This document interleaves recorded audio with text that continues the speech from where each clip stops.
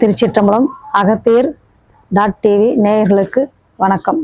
ஸ்ரீ ஸ்ரீ அகத்திய மகரிஷியின் நிலைகளை உணர்ந்தவர்கள் நிறைய பேர். நானும் சற்று உணர்ந்ததால் உங்களுக்கும் பகிர வந்துள்ளேன்.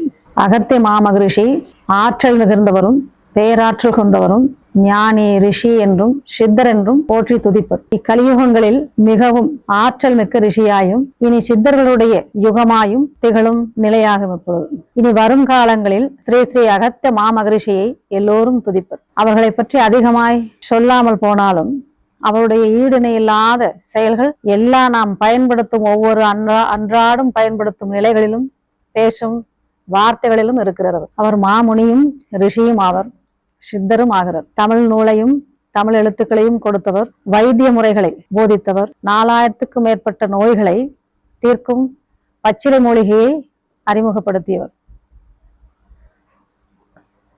எதற்கும் எந்த நோய் வந்தாலும் அதற்கு என்று தீர்வுகளை உருவாக்கியவர். பேராற்றல் மிக்கும் ரிஷி. அது மட்டுமல்லாது உலகில் எவையெல்லாம் தொந்தரவாய் செய்தரோ ஆணவத்துடன் இருந்த வாதாவியை, மிக கர்வத்துடன் விந்திய மலையை, அவையெல்லாம் கர்வங்களை அடக்கி வாதாவியை எல்லோரையும்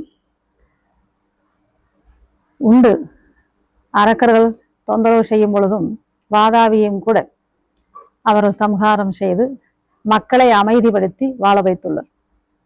இதெல்லாம் சொல்லப்பட்ட ஒவ்வொரு வாய்மொழி சொன்ன கதைகளாகும். அதுபோல் நடனம், இசை எல்லாவற்றுக்கும் மிக முன்னோடியாய் இருந்தவர். அவர் கல்லாத கலைகளே இல்லை. அவர்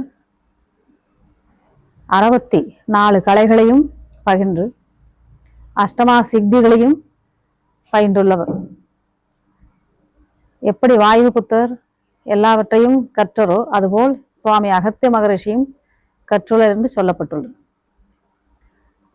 நிறைய ஜனங்களுக்கு சொல்லியும் மனிதர்கள் இப்படித்தான் வாழ வேண்டும் என்பதையும் நிறைய கருத்துக்களையும் எல்லாவற்றுக்கும் சொல்லி வாழவும் வைத்துள்ளார். அவர்களுக்கு இன்னல் தோன்றும் பொழுது அவரே முன்வந்து இன்னல்களை போக்கியும் அங்கு ஜனங்களை சுபிட்சமாய் வாழ வைத்துள்ளார். அவர்கள் மட்டுமல்லாது தேவர் மூவர்களுக்கும் ஆலோசனையை சொல்லியும் சித்தர்களுக்கும் மூத்த சித்தராய் ஞானியாயும் திகழ்ந்துள்ளார். நாம் எவ்வாறு எடுத்துக்கொண்டாலும் அவதில் அகத்திய சுவாமி இருப்பர். நிறைந்து மொழிகளை உருவாக்கி அவைகளை சங்கீதமாகவும் அவை எவ்வாறெல்லாம் செயல்படுத்தி போகலாம் என்று சொல்லப்பட்டும், அது மட்டுமல்லாது ஆலய முறைகளை எவ்வாறு ஒரு ஆலயங்களை அமைக்க வேண்டும் என்பதை அக்கலைகளையும் பின் சாமுத்திரிகா லட்சணங்களையும் ஒரு பெண் ஆண் எப்படி இருந்தால் எப்படி வாழ்வர் என்பதையும் ஆலய கட்டுமானம் அந்த கலைகளை மேலோங்க செய்து நிறைய ஆலயங்களை உருவாக்கியுள்ளார் என்று சொல்லப்பட்டுள்ளார்.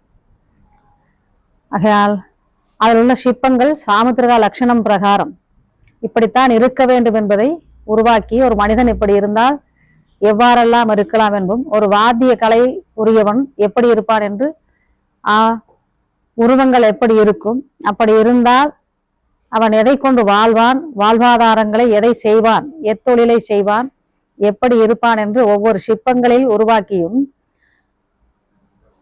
விமானங்களில் அதை காட்டியிருப்பர்.